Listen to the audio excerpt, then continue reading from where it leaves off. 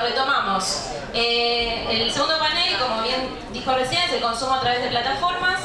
En primer lugar va a hablar el doctor Alfredo Ferrante, de Soluciones de Derecho Comparado. En segundo lugar, el doctor Carlos Hernández, de El consumo de plataformas en Derecho Nacional, normas aplicables, tendencias jurisprudenciales. Y en tercer lugar, y por último, y después vienen las preguntas, el consumo financiero de plataformas, las fintech. ¿Son bancos o solo intermedian en los servicios financieros? El doctor Gonzalo Rodríguez. Bueno, comenzamos en primer lugar con el doctor Alfredo Ferrante.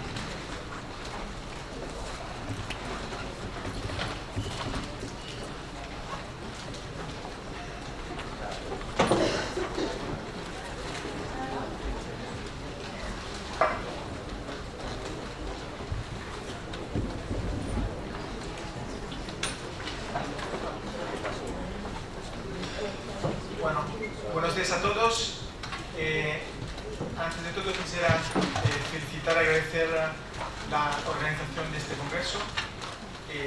La verdad que me han cuidado en todos los detalles, así que muchas gracias al Tratado de San Isidro, al presidente del Instituto Argentino de Derecho del Consumo y a todas las personas que han hecho posible que yo pueda estar aquí.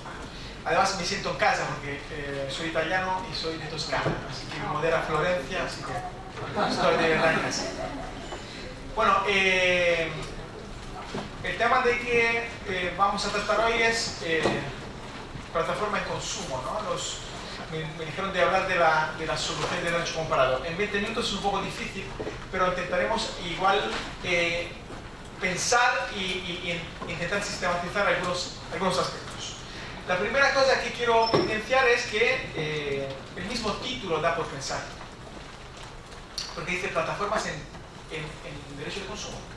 Es decir, relaciona el problema de las plataformas digitales, por supuesto que estamos hablando de plataformas digitales, con el derecho de consumo. No estrictamente significa con la tutela del consumidor como sujeto de derecho, porque debemos pensar que a la hora de contratar las plataformas, muchos factores entran en juego, y entrando muchos factores en juego, no solamente hay que mirar la tutela del consumidor, sino igual en una plataforma donde existen servicios prestados y un intermediario, también quizás la tutela de la pequeña y mediana empresa que está negociando frente a una plataforma digital que está mandando en algunas medidas sobre el control de la contratación que ésta quiere negociar con el consumidor final.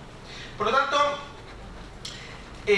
cuando hablamos de plataforma, claramente estamos relacionándolo al comercio electrónico, lo estamos, por lo tanto, relacionándolos a las relaciones de consumo del B2C, del business to consumer, lo estamos relacionando a la relación B2B entre el dueño de la plataforma y las eventuales empresarios, lo estamos incluso analizando desde las relaciones entre privados, porque una plataforma digital puede regular una compraventa de consumo entre privados. Cuanto bien que hay varios problemas en juego, problemas tributarios incluso, de cómo se puede tributar esto, problemas de competencia desleal, problemas de derecho laboral. Por lo tanto, no simplemente cuando hablamos de esto podríamos asociarlo al simple problema de responsabilidad de un contrato de servicio o una compraventa negociada en una plataforma digital. Por lo tanto, voy a intentar sistematizar la tipología de plataformas, voy a ver más o menos las soluciones actuales en algunos países y voy a ver cuáles son o cuáles podrían ser las propuestas, sobre todo en ámbito europeo, porque hay algunas novedades recientes.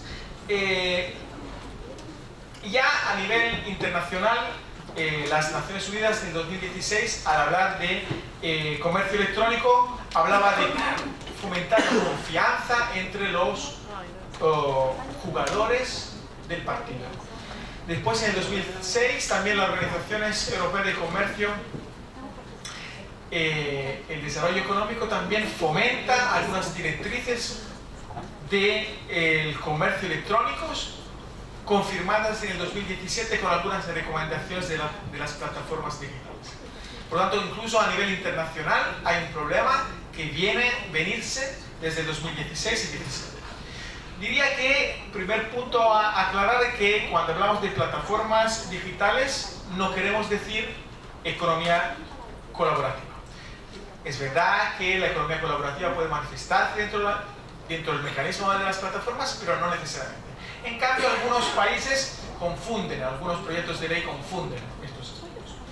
Diría yo que sencillamente para sistematizar las plataformas existe una plataforma digital directa, es decir, por ejemplo, la que el mismo contratante ha montado frente al consumidor final, piénsese los bancos, piénsese a cuando compran, diría en Chile, por ejemplo, en el Jumbo, cuando compran directamente, utilizando la plataforma digital, al consumidor final, pero este no es el objeto de esta charla, sino es la segunda tipología de plataforma, que es la plataforma que diría indirecta, es decir, donde hay un prestador de servicio de información o de comercio electrónico.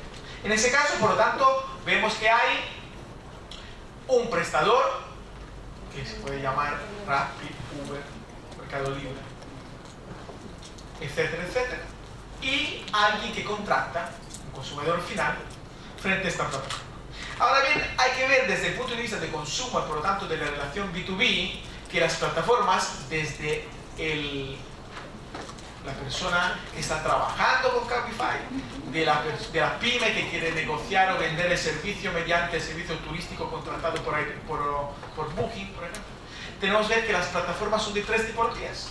La plataforma de código abierto, la plataforma on-premises, es decir, el que va a ofrecer el servicio compra una licencia, mientras la primera es gratis, y en cambio la tercera plataforma, que es la más conocida y que muchos de nosotros usamos, es la SaaS, que es la que, usando el acrónimo inglés, es que la que utiliza el software como servicio, es decir, nos proporciona gratis hasta cierto punto un servicio, nos preocupa de dar todos los boots, todo el mecanismo para utilizarlo, Facebook, ¿ya? Y de momento a otro puede eventualmente añadir servicios adicionales de pago. Mientras las otras dos, la primera puede ser gratuita, la segunda puede ser de pago, pero el que contrata debe subir la información, el empresario, la pyme, que contrata debe subir información, debe tener gastos adicionales. Por lo tanto, ven que a la hora de contratar un servicio, incluso la empresa, el empresario, puede tener problemas porque se puede ver aplastado eventualmente de una, diría yo, posición dominante, una dependencia de la plataforma y de su dueño.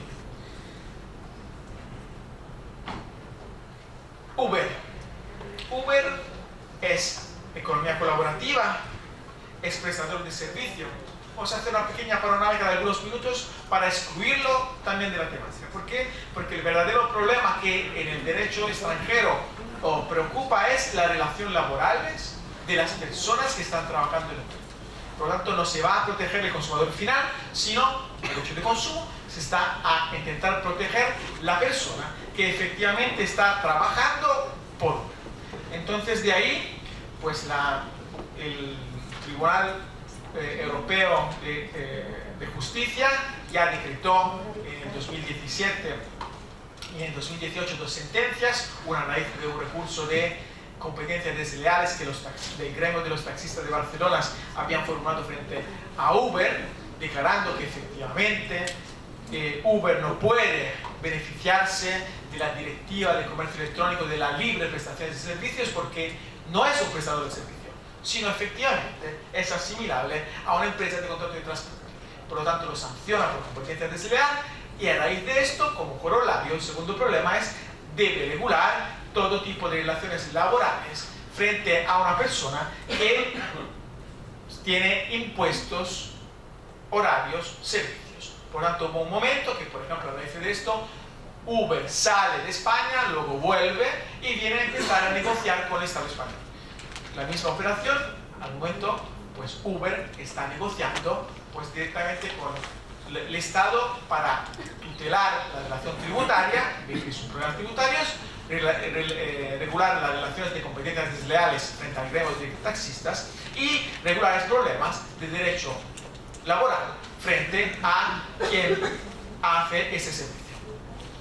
la segunda sentencia de la Corte de Justicia de la Unión Europea es relativa a un caso francés. Efectivamente se repite que Uber no es economía colaborativa, Uber no es una plataforma digital, sino Uber efectivamente es a todos los efectos un servicio de transporte y por lo tanto debe actuar y regularizar todo tipo de regulación tributaria laboral. Por lo tanto, a raíz de esto se han desarrollado varios proyectos de leyes que quieren regular esto. En Italia, en la actual legislación, hay 7 proyectos de ley que quieren regular este aspecto. En Chile se acaba de aprobar al Senado hace 2 meses otro proyecto. En España hay otro proyecto.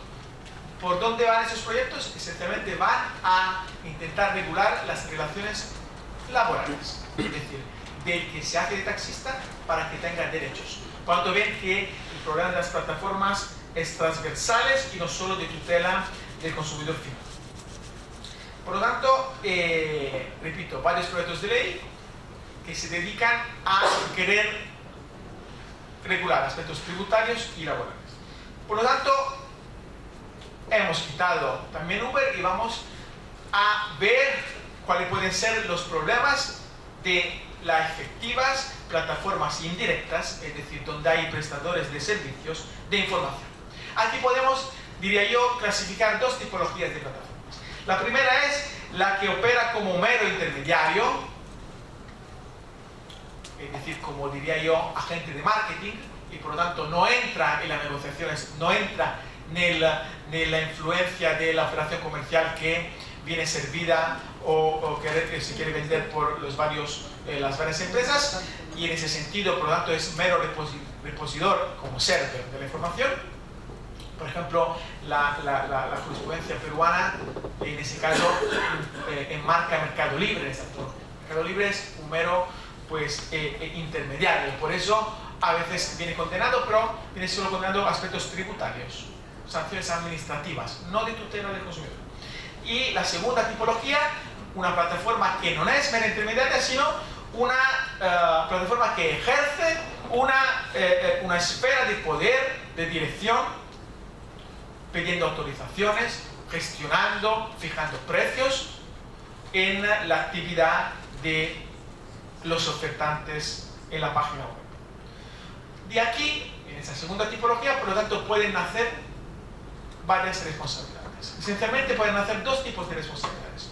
Una responsabilidad por información, porque en ese sentido la jurisprudencia extranjera entiende que hay una responsabilidad de haber medido la información que la plataforma o el servicio oferto de la plataforma sirve.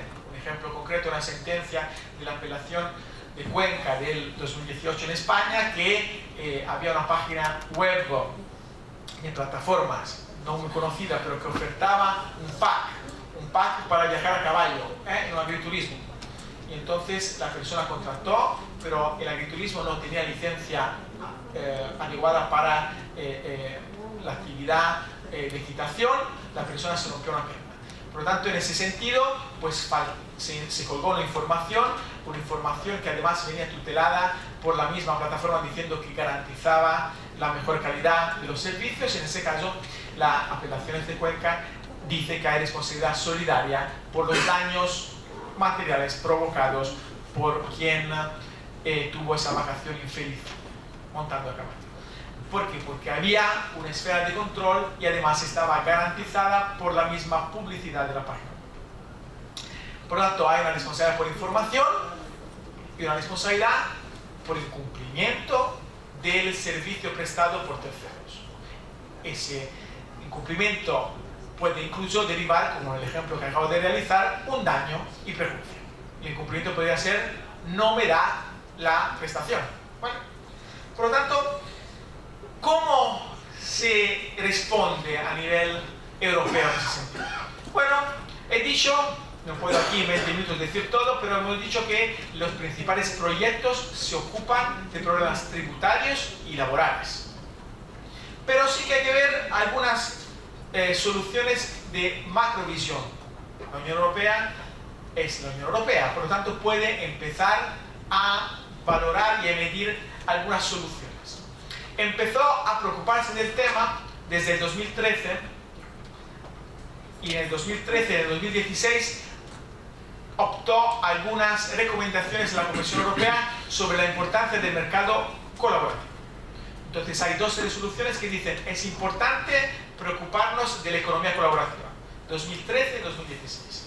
Luego hay dos, siempre recomendaciones que no tienen influencia legislativa, de la Comisión Europea sobre, no economía colaborativa, sino plataformas digitales, 2016-2017. Por lo tanto, empieza a preocuparse. ¿Cuál es la realidad actual? Pues la realidad actual es que las soluciones se van a venir, y van a venir muchas. ¿Por qué? Porque desde hace unos meses saben que la presidencia de la Comisión Europea ha cambiado y ha empezado a dar actuación a esas recomendaciones. Por lo tanto, ha empezado no solo a crear el mercado digital común, que está empezándose a regular la compraventa mediante dos propuestas directivas que ya son directivas y que deben incorporarse entre el segundo semestre de 2020 y 2021, que es la 770 y 771 de este año, pero además se va a ocupar de esto. ¿Cómo se va a ocupar de esto? Bajo tres vertientes y medio. Vamos a ver brevemente cuáles pueden ser. Primer aspecto. 5 minutos. No hay problema. Se quiere, y de hecho se ha el pasado 20 de junio aprobado un reglamento, que es el 1150, de equidad y transparencia de los usuarios profesionales en relaciones con las plataformas. Por lo tanto, acaban de ver que las preocupaciones de la Unión Europea es reglamentar. El reglamento, a diferencia de la directiva europea, debe incorporarse de pleno al ordenamiento para tutelar ¿quién? A los usuarios profesionales. ¿Quién son? Son justamente el eslabón mediano de la cadena. ¿Por qué? Porque efectivamente la Unión Europea reconoce que hay un problema de influencia de la plataforma. La plataforma apresura a la pequeña y mediana empresa y por lo tanto debe regularla mediante varios aspectos. ¿Cuáles son algunos de estos? Primero, debe, dice el reglamento, fijar condiciones generales transparentes, sencillas, disponibles. Va a haber un total cambio de paradigma en el derecho de consumo, no de consumidor. Este reglamento acaba de, aunque todavía pocas personas, diría nadie lo ha dicho, acaba de expresar que van a implementarse las cláusulas abusivas en el contrato B2B. Efectivamente hay Francia que lo recogió, la jurisprudencia inglesa lo recogió, pero el reglamento europeo dice que ya puede haber cláusulas abusivas en el contrato B2B. Debe haber quien otorgue la plataforma realizar un tratamiento diferenciado, es decir, debe justificar todo lo que hay. Debe, por lo tanto, proporcionar un sistema de resolución de controversias que se mide en dos pasos: su sistema interno dentro del portal para las pequeñas y medianas empresas, y después debe ofertar la plataforma a la pyme o al empresario profesional pues un sistema de mediación, por lo menos ofrecer de manera gratuita 2 o más mediadores. Y hay varios más pues argumentos que pueden ser a favor de esto, pero bueno, en aras del tiempo lo importante es que sepan que el primer movimiento es sobre la tutela no del consumidor final, sino del usuario profesional. La segunda medida, que es de natura académica, pero creo que es importante, es manifestar una propuesta de directiva, no de la Unión Europea, sino redactada por un instituto alemán, pero incorporada, adoptada por el European Law Institute, que es la academia europea más prestigiosa. Entonces, la propuesta la hace propia la European Law Institute y hace una propuesta de regulamentación de la plataforma digital, ahora sí, en favor de los usuarios. Brevemente voy a decir cuáles son o cuáles podrían ser, si esto se concretiza, los eventuales cambios. La propuesta fija algunos principios. El principio es que la plataforma, si efectivamente no controla pues, la información o los precios o nada del servicio ofertado, no es responsable. Pero sí que debe garantizar algunos principios. Primero, la transparencia. En 2 minutos termino. 12 minutos. La transparencia, ¿qué quiere decir? Cuando yo entro en la plataforma tiene que decirme claramente si la posición que el servicio viene ofertado, piensen en Booking, viene en un orden de pago o en un orden preferenciales en virtud de los feedback de los usuarios. Porque muy probablemente en Booking, en muchas plataformas, pues la preferencia viene en función de pues, economía o publicidad encubierta. Por lo tanto, la plataforma lo debe declarar expresamente. Debe haber un claro sistema de retroalimentación de reputación. ¿Qué quiere decir? Pues la plataforma será responsable si no cumple con algunos estándares. Y la misma propuesta fija algunas presunciones de estándares. La primera, ¿cuál es? Debe garantizar la plataforma que todo el comentario de los clientes sean clientes verificados y que no sean el fenómeno del bots, que son falsos clientes que comentan fácilmente. 2. Deben identificar y dar la posibilidad, si quiere subirse un comentario, este viene craquado, rechazado, eliminado, debe dar posibilidad y justificar uno porque lo rechazó y dar posibilidad de incorporarlo igualmente. Debe indicar la plataforma la posición y el ranking de los resultados de búsqueda y debe expresar claramente si estos son mediante pago o otro mecanismo. Claramente cuando empiezan a verse los comentarios, ustedes saben que por ejemplo Facebook dice comentarios relevantes. Dice no puede ya ver esos comentarios relevantes. El orden de los comentarios debe ser cronológico y usted no los puede borrar, y si lo va a borrar debe mantener por lo menos los comentarios todos en orden cronológico de los últimos 12 meses. Y además, después de varios años, si quiere hacer un juicio global, el juicio global debe ser en función no de los últimos 12 meses, sino de todos. Y luego voy a finalizar diciendo las dos cosas más importantes. Primero, deber de informar a la plataforma no solo de esto, sino de toda tipología de contrato que ha realizado con la pyme, con el proveedor. Transparencia total. Y además se fijan 3 tipologías de responsabilidad. 3 tipologías de responsabilidad que se derivan. La primera, la plataforma será siempre responsable cuando se viene a demostrar que tiene una influencia dominante sobre el prestador de servicio. ¿Y cuándo la tendrán? Hay unas presunciones. Van a ser cuando la plataforma, cuando el contrato entre el proveedor y cliente, el cliente es el cliente profesional, se celebra exclusivamente mediante la plataforma. Piensen en Cabify, piensen en Uber. Cuando la plataforma es la que retiene los pagos. Cuando la plataforma tiene indicios de controlar los precios o las terminologías o las condiciones de los servicios ofertados. Y muchas más. Y luego va a haber 2 tipologías de responsabilidades que son solidarias frente del dueño de la plataforma y de los proveedores de los servicios. Van a ser una responsabilidad por información, la que acabo de decir, y una por toda violación de claramente condiciones contractuales que la misma plataforma ha hecho.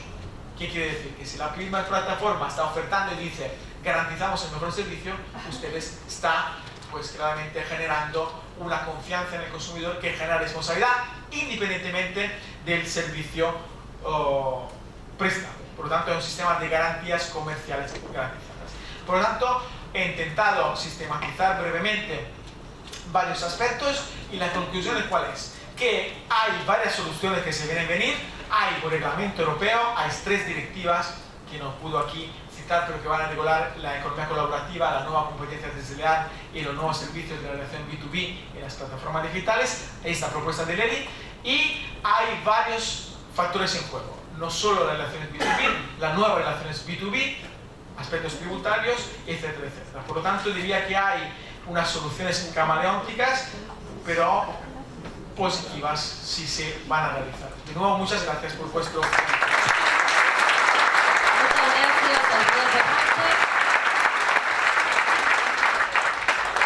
Muchas gracias, le damos damos lugar al doctor Carlos Hernández, que nos va a hablar del consumo de plataformas en el derecho nacional, normas aplicables, tendencias jurisprudenciales.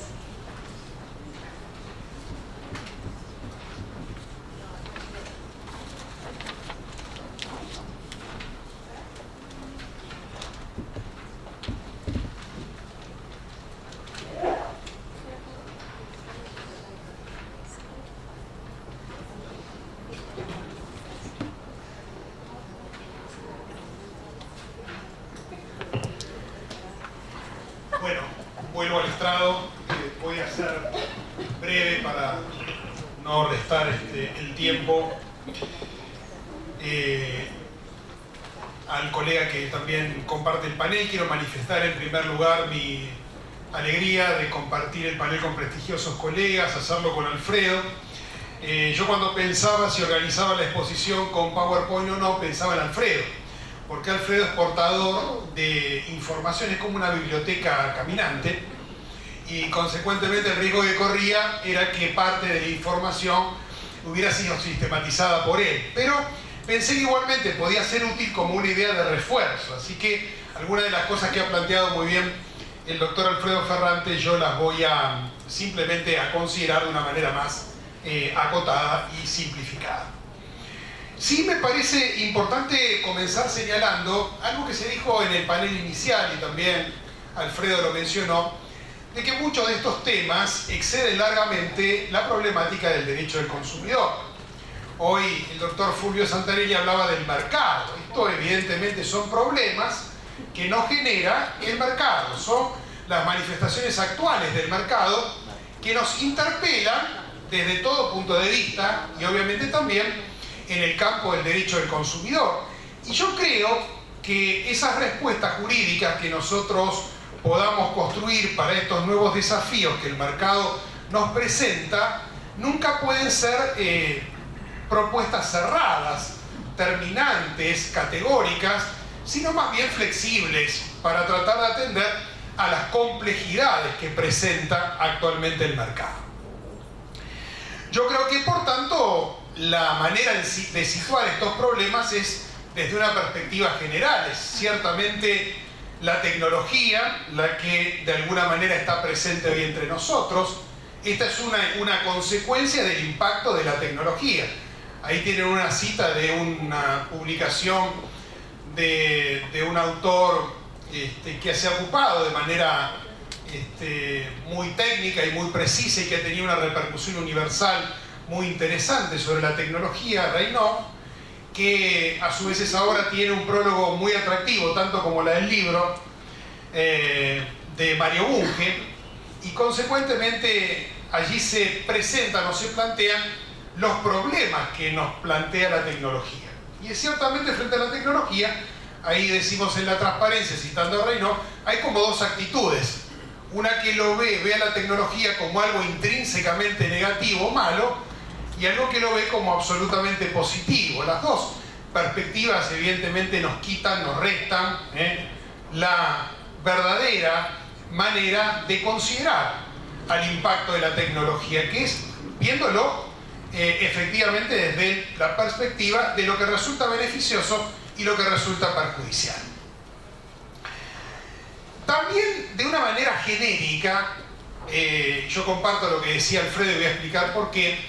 El tema es cierto que excede largamente el tema de la economía colaborativa, pero se sitúa como consecuencia de los desarrollos que comenzaron sobre la economía colaborativa. Sobre eso yo no voy a volver, ni tampoco voy a profundizar porque la doctora Garcino sé que va a exponer un poco sobre el tema hoy, pero recuerdo solo a título introductorio que la economía colaborativa aparece como una nueva manifestación del mercado como consecuencia de la crisis del 2008. Y allí, como consecuencia de la crisis del 2008, se intentan reciclar viejos instrumentos. Ustedes verán, por ejemplo, en pantalla la cita de uno de los primeros estudios que se hicieron sobre el particular, en donde se vuelven a viejos instrumentos, tan viejos como el trueque, por ejemplo. Esta idea que invita a pensar en términos de solidaridad. La economía solidaria la economía colaborativa como una manifestación de la economía solidaria. Frente a la crisis empresarial, los propios consumidores pueden volver a intercambiar excedentes, actuar en comunidades más o menos cerradas y consecuentemente cubrir los baches que no puede hacer el capitalismo. Esa es la manifestación pura de la economía colaborativa. Pero ciertamente, como decimos nosotros en esta transparencia siguiente, esa idea de altruismo hoy está de alguna manera superada en la mayoría de las manifestaciones que se verifican en el mercado, siguiendo a la expresión de Fulvio Santarelli, y consecuentemente muchas veces debajo de la economía colaborativa subyacen el desarrollo de nuevas estrategias de negocios. Y entonces cuando hablamos de la economía colaborativa, de los portales, evidentemente tenemos que discernir, como muy bien planteaba Alfredo, lo que es auténticamente una economía colaborativa regida por otros presupuestos que exceden el campo del derecho del consumo, de aquellos otros ámbitos en donde caen bajo la lógica estricta del derecho del consumidor. Fíjense, sin ir más lejos, ahí aparece citada en la transparencia una de las resoluciones del Parlamento Europeo a las que hizo referencia Alfredo, de junio del 2017, donde en el propio encabezado del párrafo se habla de la economía colaborativa como expresión de modelos de negocios. Y consecuentemente esto hay que tenerlo en cuenta. ¿Qué es lo que es economía colaborativa propiamente dicha y qué no lo es? Y me parece que ese es un insumo sociológico, para decir en términos del trialismo en el que muchos de nosotros hemos sido enseñados. Hay que mirar la realidad para luego valorar esa realidad y construir las normas desde la perspectiva de esa realidad. Entonces, hay economía colaborativa y hay muchas veces debajo de la economía colaborativa nichos de negocios. Consecuentemente, esto hay que reconocerlo. La economía colaborativa, por tanto, supone, como lo dijo Alfredo, plataformas digitales. Ahí aparece la significación que tiene la tecnología y aparecen una pluralidad de sujetos. Obviamente que están los prestadores de servicios, estos que pueden actuar de manera o no altruista. Está el que de alguna manera es el usuario de esos servicios, usualmente el consumidor, y están también los, entre comillas, intermediarios, es decir, los que intermedian entre estas ofertas y demandas, en términos de la terminología que también planteaba hoy el amigo Santarelli. Desde esa perspectiva, entonces, la economía colaborativa y las plataformas requieren una mirada más detenida. Y entonces uno puede considerarlas desde el plano de todos los instrumentos que nos da el derecho.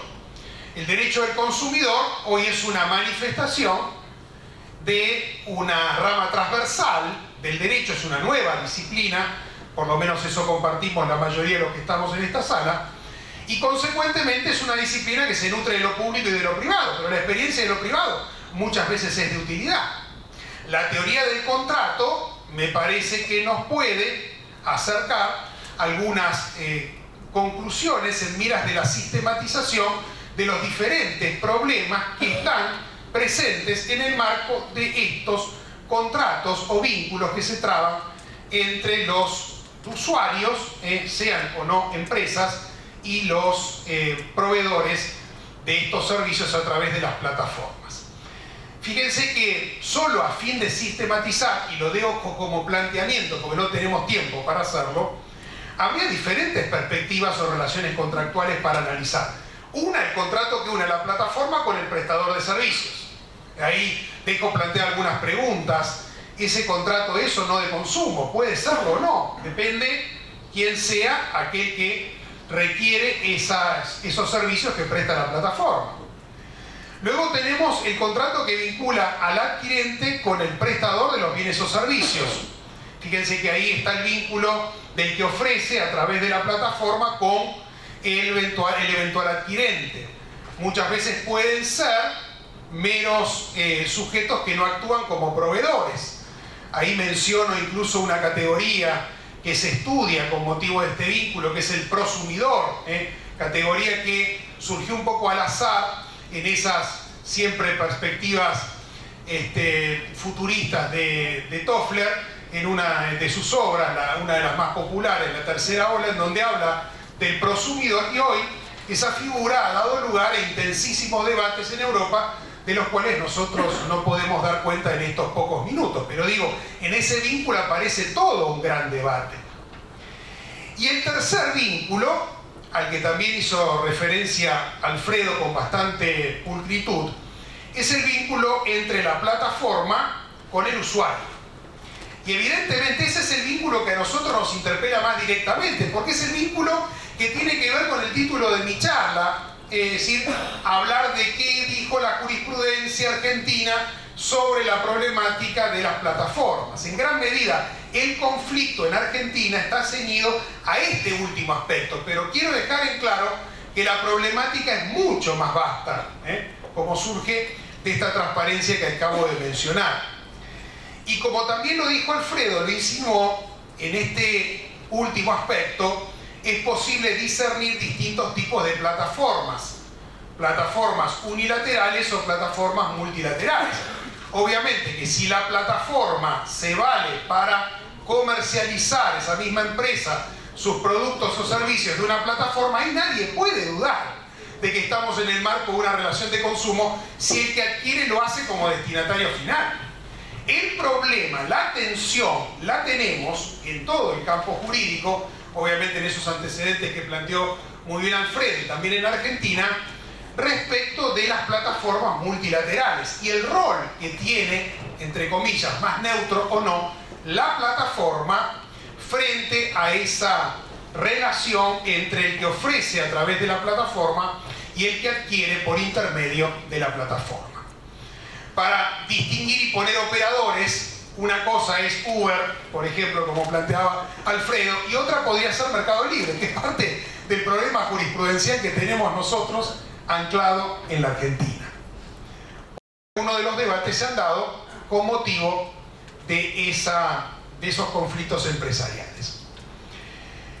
Nosotros entendemos que para construir el tema de las respuestas jurídicas sobre estos problemas, y me voy a referir exclusivamente al último vínculo, tenemos que partir de que no hay una regla legal en el derecho argentino que resuelva el problema.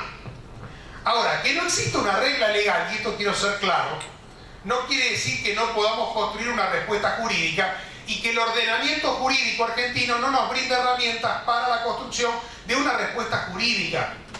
Digo porque en algunos de los precedentes, que me parecen muy interesantes que ha habido sobre el tema, se ha hablado de lagunas, se ha también planteado la posibilidad de aplicar reglas del derecho comparado, lo cual yo no me resisto, me parece que puede ser una fuente del derecho. Uno de mis maestros, el doctor Brevia, lo planteaba en su obra de los hechos y actos jurídicos cuando hablaba de la fuente del derecho. Nadie niega eso. Lo que creo es que a ello podemos recurrir de manera residual, cuando no tenemos elementos como para construir esa respuesta jurídica. Y personalmente yo creo que nosotros, en el derecho vigente, tenemos respuestas para poder, instrumentos como para poder construir una respuesta. Me parece que no tenemos reglas, pero tenemos, como decimos ahí en la transparencia, normas generales. Por ejemplo, menciono la significación que adquieren para estos temas las reglas de la teoría general del contrato en materia de conexidad contractual. Nuestro código en ese sentido es un código de avanzada, el Código Civil y Comercial, porque reguló sobre la conexidad más allá de las fronteras del contrato de consumo, y lo hizo de una manera sumamente atractiva. Esa regulación ciertamente que nos va a ser de utilidad para la construcción de la respuesta jurídica, como también me parece que son de gran utilidad, y esto lo dijo el amigo Gabriel Stiglitz en la presentación magnífica del primer panel, que hoy el derecho del consumidor también debe ser visto desde la lógica de los principios. Y hoy estos principios que están ahí en la pantalla están vigentes. Tenemos el principio de protección del consumidor con fundamento en el artículo 42 de la Constitución Nacional, amén de todas las normas infraconstitucionales. Y tenemos el principio de confianza también, ahora tipificado de una manera magnífica en la teoría general del contrato, cuando se alude a los contratos en general y se menciona en ocasión de las reglas de interpretación de los contratos a la confianza. Entonces tenemos elementos como para poder resolver estos conflictos. Estos conflictos, y voy redondeando, se han verificado en el plano judicial. Yo he simplificado el tema porque evidentemente tenemos poquísimos minutos, pero menciono dos grandes posturas que yo voy a tratar de interpretarlas de una manera no tan opuesta como se las ha hecho. Parece como que en el tema de la responsabilidad de las plataformas hay como un River Boca, y a mí me parece que por lo menos el tema está con posibilidad de ser considerado desde una óptica intermedia, desde una óptica más enriquecedora.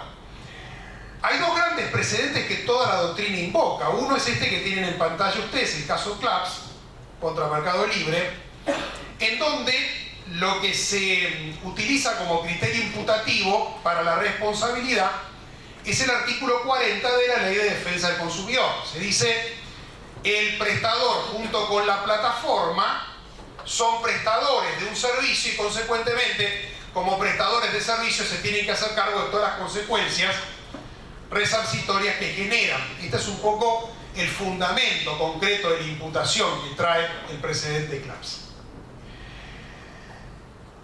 En otro precedente, desde una perspectiva, podríamos decir, bastante contrastante, por lo menos para muchos, es el caso Costen, que también ha generado una enorme polémica. La doctora Trevisono lo comentó, creo que también el amigo Tambuzzi, ¿no?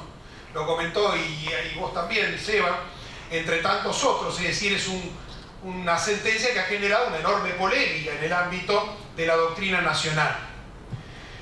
Costen no aplica la regla del artículo 40 para imputar responsabilidad, sino que utiliza un criterio diferente, anclado en alguna de las lógicas, y voy cumpliendo con ese mandato de los 5 minutos, va en dirección a algunas de las cosas que planteaba Alfredo.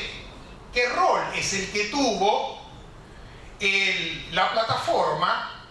¿Qué actuación tuvo en concreto esa plataforma? ¿Fue en verdad una mera intermediadora o tuvo un rol activo del que pueda haberse derivado la generación de confianza para generar una imputación de responsabilidad?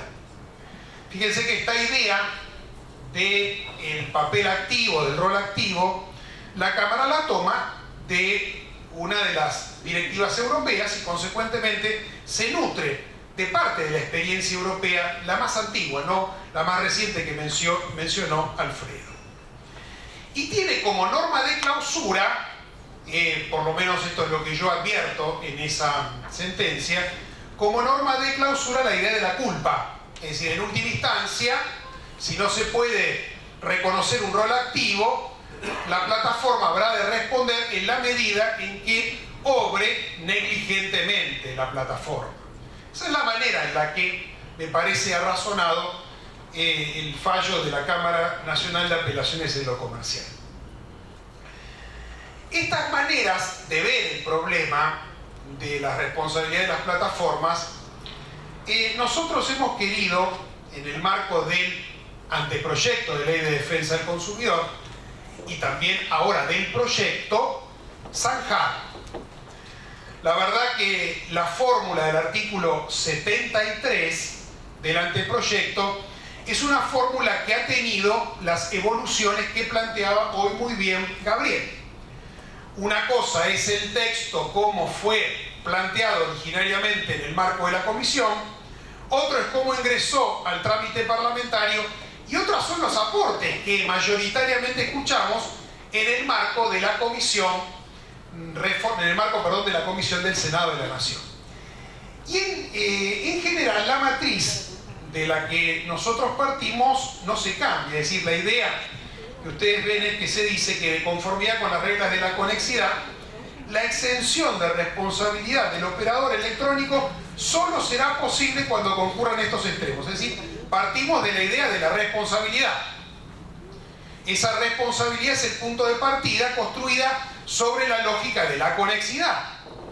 Y decimos, esto no será posible en la medida en que concurran dos extremos. Uno, que no se ha desempeñado, la plataforma no ha desempeñado un rol activo en la operación jurídica económica, limitándose a proporcionar únicamente un foro de transacciones, informando ello de forma clara, destacable y fácilmente comprensible. Recuerden todo lo que nos dijo y me ha allanado el camino Alfredo en la exposición anterior. O que no se ha generado una particular confianza en el consumidor. Es decir, si se dan estos presupuestos, podemos claramente pensar en la idea de la no responsabilidad de la plataforma.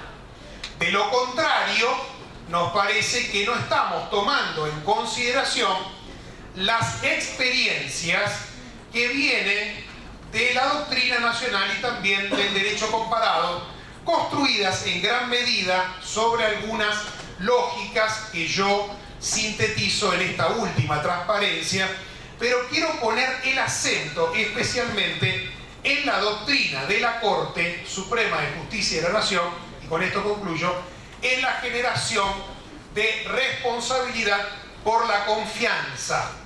Fíjense que la Argentina tiene en la doctrina de la Corte consolidada una jurisprudencia muy interesante de más de una década a partir del presidente Ledesma. El presidente Ledesma es clarísimo sobre el tema de la imputación de la responsabilidad objetiva en base a la confianza, y nos parece que ese es el pivot sobre el cual debe girar la construcción de esa respuesta.